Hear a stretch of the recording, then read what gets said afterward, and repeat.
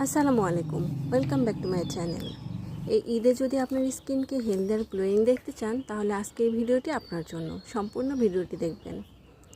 আমরা অনেক সময় কমলা খেয়ে কমলার খোসা ফেলে দিই। এটা যে কত বড় উপকারী এটা যদি আগে জানতেন তাহলে আর কখনোই ফেলতেন না। আমি কমলার খোসাগুলো এইভাবে কেটে নিয়েছি, ছোট ছোট টুকরা করে নিব। এই যে এরকম একটা সাইজ করে আমি কেটে নিয়েছি। এবার এটা কড়া রোদে আমি 2 থেকে 3 দিন শুকিয়ে নিয়েছি। দেখতেই পাচ্ছেন হাত দিয়ে ভাঙা যাচ্ছে এরকমভাবে।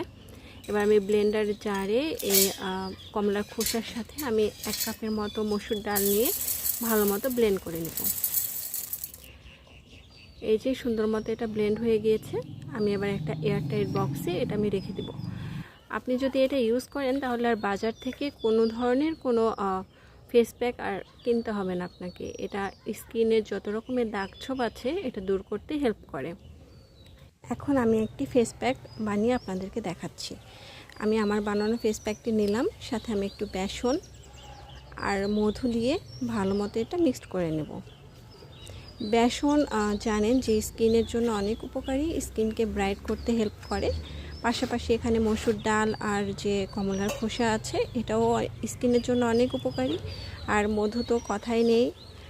তো আমি একটা মিক্সড তৈরি করে নিয়েছি। এটা আমি এখন ফেসে অ্যাপ্লাই করব। 15 মিনিট রেখে আমি পানি দিয়ে ধুয়ে নিব। Thanks for watching.